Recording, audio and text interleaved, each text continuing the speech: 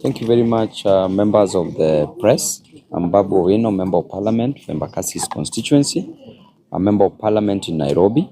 And I want to say clearly that in Nairobi at the county level, we lack proper leadership, leadership that should change the lives of the people, leadership that should make proper roads for the people and serious drainage system, leadership that will offer sufficient supply of clean water and of serious quality, leadership that will ensure that our mothers, our youth, men and women get proper medication in terms of drugs and payment of the personnel, the medics in various hospitals.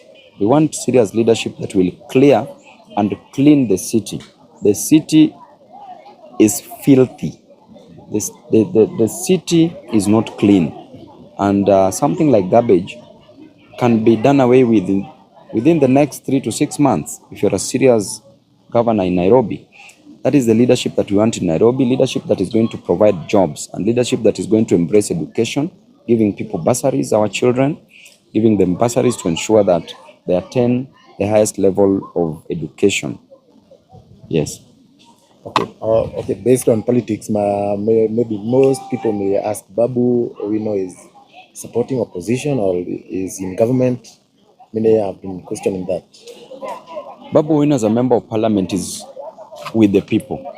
My leadership is servant leadership. When something is going wrong, I must talk about it. I must provide checks and balances to the excesses of the government. Because if you leave the government to run amok, the government will mess up. If the government is not providing jobs the way they promised, it is the work of Babu Owino to tell the government that they are not giving jobs. If the government is not constructing roads the way they promised, it is the work of Babu Owino to put pressure to ensure that the government does that job. So that is what is allowed and constitutionally allowed. So Babu Owino will always be very objective. Whatever the government is not doing right, we will point it out. If the government is raising the cost of living because of overtaxation, then Babu Owino will talk about it. Because we know the challenges facing people are unemployment, high cost of living, and also overtaxation. And those are some of the main challenges that we face. If a mom cannot afford school fees for their children, a dad cannot afford food, 3 meals in a day to go and provide for their families, then we have to fight the government, because the government should provide an environment for people to do businesses or for people to get jobs.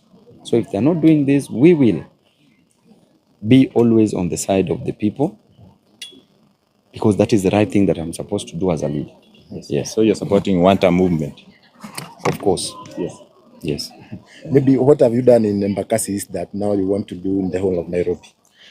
In Embakasi East, we call it Embakasi East Republic. In the Republic of Embakasi East, a lot has happened. We've done so many roads in Embakasi East, so many tarmac roads, and also maram roads have been done there. We've constructed schools in Embakasi East. We've renovated almost all schools in Embakasi East constituency. We've bought buses in all schools in Embakasi East constituency. We provided water. There's the northern water tunnel. The main host, the water reservoir, is at Embakasi East constituency. We've done a total of over 30 boreholes in Embakasi East constituency. We've done high masts. We've promoted businesses for youth. We initiated the program of the table banking, and our women can take loans from various groups and do businesses. And above all, in Embakasi's constituency, we embrace God. So I'm the one who's been ranked as the best member of parliament for 2 consecutive years, yet we're in opposition. Yes. Okay. At the time, there was a rumor in newspapers that Babu and other young parliamentarians are forming a party. Maybe you can clear there on that or something like that. I think, my brother, that is tomorrow's problem. Today's problem as a member of parliament is to work for the people of Embakasi's constituency and to ensure that Nairobians also get services. When that time comes, we will communicate our position. But do you maybe you can touch about your friend Dede Nyoro? Most of the time we see you been taking photographs together. Are you up to something? Dede Nyoro is a great leader. He was ranked the 2nd best member of parliament. I was ranked the best member of parliament, which means that he's working, he's doing a great work, he's an intelligent leader. There are also other intelligent leaders and leaders who are also working hard, who are delivering. Above all, we are youthful leaders, and we need to see how we can support each other. And then we also have future ambitions that must just happen. Yes, one day we are going to lead this nation, we are going to rule this nation. So siku moja mtakuja mkojoe State House. A few days ago we had election in Mbere. What was your view on that? I Was think it done fairly? The by-election, not just in Mbere, in the whole country. What I can do is to condemn the violence that took place in these by-elections, because let us not be misused and abused. The youth are the ones who are being used to put posters. Youth are used to attack each other, to kill each other, to shed blood. And when people are eating, they don't call the youth on the table. I always tell the youth that if you're not on the table, you break that table. We have to condemn the violence, because if you are a leader, why do you want to lead people who are already dead? Why do you want to lead people who are not existing? And if you open up the leadership an altar with blood, then you will maintain that altar with blood.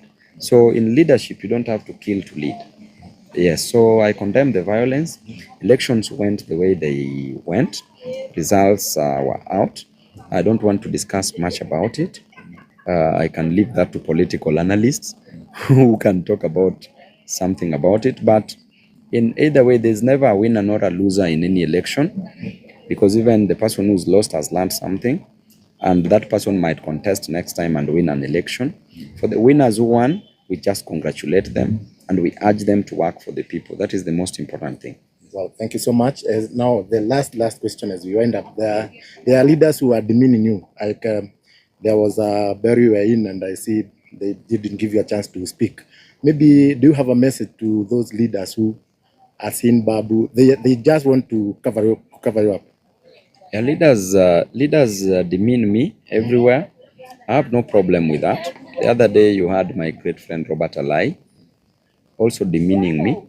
And I want to say that the opinion of a sheep has never mattered to a lion. Yeah, and we will stay focused.